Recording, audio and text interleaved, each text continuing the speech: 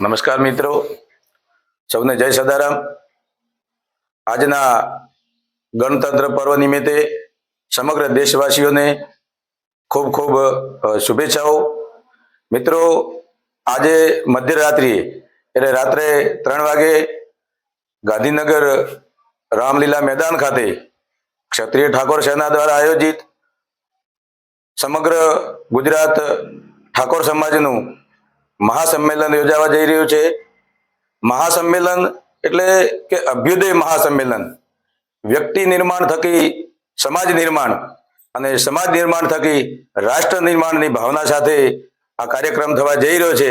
તો આવો સમગ્ર ગુજરાતમાં વસતા ઠાકોર સમાજના યુવાનો, આગેવાનો, વડીલો, માતાઓ, બહેનો સૌને આજના એક શુભ પ્રસંગે હાજર રહી સહભાગી થવા આમંત્રિત કરું છું। હું પણ જઉં છું, આપ સૌ પણ પધારો।